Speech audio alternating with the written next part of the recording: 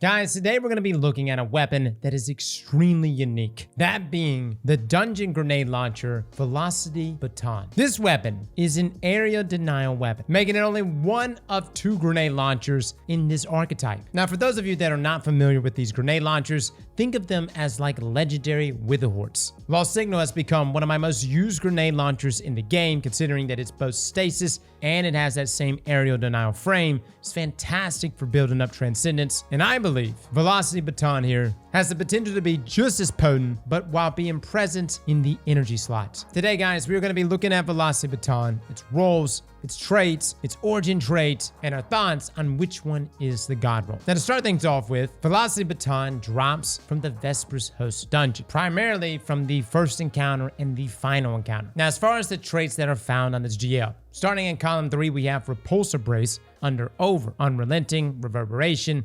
Demolitionist, and Slick Draw. In the 4th column, we have Destabilizing Rounds, Adagio, High Ground, Bane Switch, Harmony, and Attrition Orbs. Now, if you're looking at some of these thinking, what the hell? Adagio on a grenade launcher? Don't worry, we'll be talking about it in just a moment. But as a quick refresher on the aerial denial frame itself, again, this grenade launcher is all about aerial denial, area of effect damage. Matter of fact, when you shoot it, it fires out a burst of 5 shots. Now, each of these will impact a target and the ground and will linger for 5 seconds. Now, here at Coral, each pull impacts for 988 and ticks for 2,355 damage for a total of about 47,000 damage, which is about on par with other Spencer GLs. But keep in mind, guys, most targets do walk out of the pools, at least high health ones. So when using this GL, we treat it more or less as a means for clearing ads, locking down areas, not necessarily a weapon that we lean into when it comes to chunking down high health targets. But now back to the perks. Let's talk about what's desirable here. There are a few things we wanted to test out. One of them being the perk Reverberation, which states that final blows of this weapon increases the size of its detonation for a short duration. Now, in theory, this sounds really good, especially on an aerial denial grenade launcher. It at least sounds kind of good, right? No, literally does nothing. You see, after you get a kill for 7 seconds,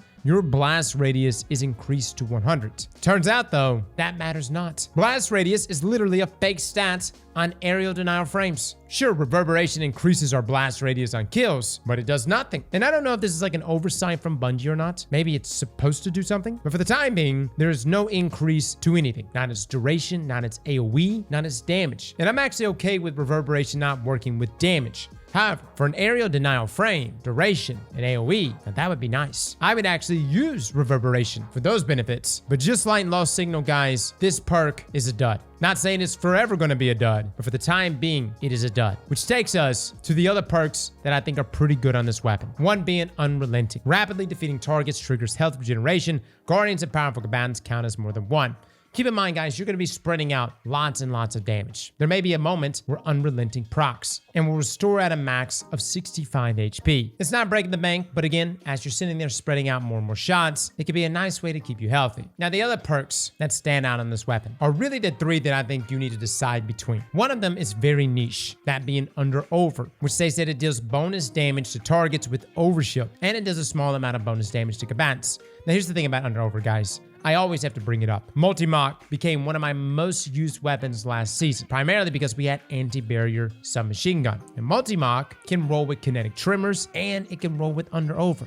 A fantastic combination. There may be a point in the future, guys, where we have anti-barrier grenade launcher. Hell, we're looking at overload grenade launcher right now. So it's a possibility. And if that's the case, I personally would regret not having an Under Over roll just in case. Granted, this is why my vault always stays fully maxed out, but you never know what the future may bring. Now, the other 2 perks are really the perks that I feel like most people are going to be looking at. That being either Repulsor Brace or Demolitionist. Now, starting with Repulsor Brace. This is our original Void perk that reads defeating a Void debuff target, grants an Overshield. It's a great perk to pair with any build that dips into debuffing enemies, especially when paired with Destabilizing Rounds, which yes, is present on this GL. You can also pair this with things like Gerfalcons, which works beautifully with any Void weapon, as upon defeating a debuffed enemy, Repulsor Brace procs and gives us a 45 HP Overshield, which lasts for 8 seconds. And if it's enhanced, that timer gets increased to 10 seconds. Now, in the past, you may have overlooked this perk, but Void Overshields just got a massive buff. Bungie essentially raised the provided damage resistance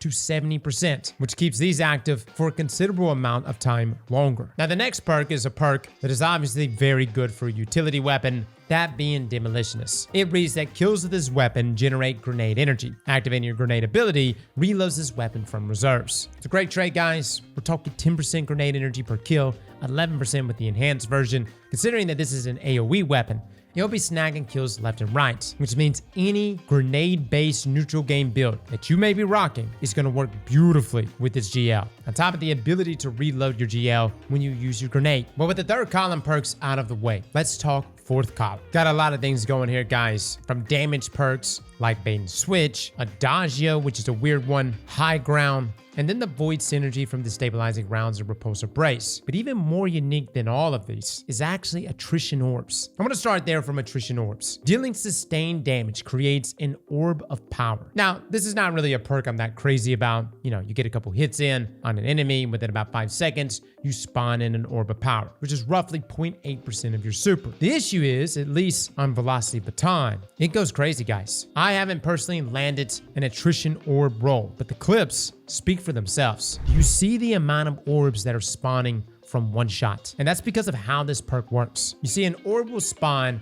about every 10 to 11 damage instances, including the initial pulls hitting the target and their tick damage, which means you can spawn 2 orbs from just one shot on a single target. Now, if you put that in a wave of ads and you combine this with a Siphon mod, you're able to generate insane amounts of orbs. You can see on the screen here, just running through the Lost Sector, how many orbs we were generating. One of my editors was actually using this in Onslaught and was able to generate over 350 orbs. I don't think we have anything in the game that prints as many orbs as this combination right here. This aerial denial frame with attrition orbs makes this an orb printer. On top of that, if you enhance this weapon and give yourself enhanced attrition orbs, instead of that orb providing 0.8% of your super back, it now provides 1.1% of your super back, making it even more potent. Fellas, this is a sleeper pick S tier perk, and I've never been that crazy about attrition orbs before, but on this weapon, it's disgusting. Now, considering how disgusting attrition orbs is, should you even consider any of the damage perks? Well, let me just say Bait and Switch, which is a pretty good perk, I find to be a tad bit awkward on an aerial denial GL. Keep in mind, you got to do damage with your primary weapon and your heavy weapon, your other weapons, before you can even jump back to this GL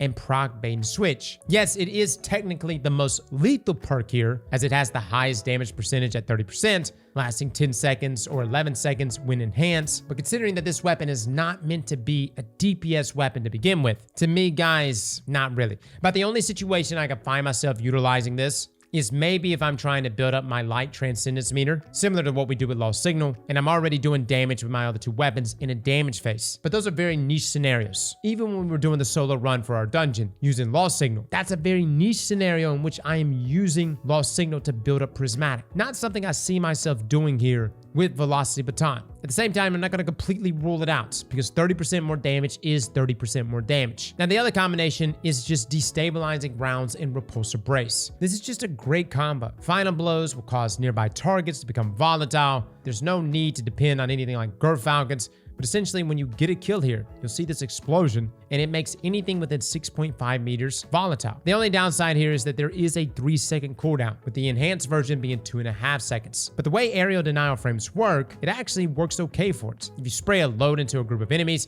it's not going to get the kill immediately, and then when one dies, everything within the lingering pool will become volatile, and then the lingering damage triggers even more volatile explosions. No, you're not getting an outright damage buff, but this definitely makes the GL a lot more lethal, and it leans into the identity of the weapon itself. Now, this takes us to a very unique perk that is also present on this weapon that I know many of you have been overlooking, that being the perk Adagio. This perk states that after defeating a target, this weapon fires charges or draws more slowly and deals increased damage for a brief time. Now, that brief time is 7 seconds, with the enhanced version being 8 seconds. The increase in damage, though, is 30%. Now, this is matching that of Bait and Switch. And like I just said a second ago, Bait and Switch is a bit awkward when it comes to clearing ads, because you're not always using your heavy in tandem with your primary, proccing it. It makes sense for a DPS phase, but for just running around clearing ads, not so much. Adagio, though, this is actually something we can use, and it has some bizarre effects to Velocity Baton itself. You see, its rate of fire does decrease, but turns out it's kind of a benefit, oddly enough. You see, because this weapon shoots out these 5 pulls onto the ground, sometimes you can have difficulty spreading out those pulls in the most optimal locations. Adagio actually decreases the rate at which those pulls are being shot. What that really means is, guys, you have the ability to actually spread out the pulls more strategically because of that slower rate of fire. It takes some practice, but over time, you will get used to it. Now, I know it's not going to be a perk everyone keeps. I'm personally keeping this roll that I have right here, my under-over Adagio roll. Will it be a god roll at some point down the line? I don't know. It might be. Perhaps at some point in the future. We have anti-barrier grenade launcher. I'm rocking Spirit of Gerfalcons with my Adagio roll. I'm getting kills. I'm getting my 30% increase in damage. I've got my enhanced under-over, getting my 140% increase in damage against PvE combatant overshields, 55% increased damage against barrier shields, as well as other elemental shields. This is why everybody in chat rips me all the time. It's stuff like this that I keep, that I find to be incredibly unique on this GL, guys, that I know 99% of you will probably discard. But if there's somebody out there that's hearing me right now and you're looking at your vault, you have that under-over Adagio roll, please, for the love of God, just give it a chance. Wait a moment. Think about it. Don't kill it just yet. There may be a point where this thing is special. Now, before we move on to the god roll for this weapon, let's talk about this weapon's origin trait, Bray Legacy. It reads that damage with this weapon generates a small amount of ability energy for the one closest to a full charge. Now, we're not really sure on the specifics yet for how much percentage this generates, but with a single shot on Carl here, our melee goes from about 2/3 of the way to roughly 3/4. Again, it's pretty early on. We'll figure out the exact percentages, but it's a nice little subtle way there to top off some of those abilities. Honestly though, guys, fingers crossed for the day Bungie gives us an aerial denial grenade launcher with the wildcard origin traits.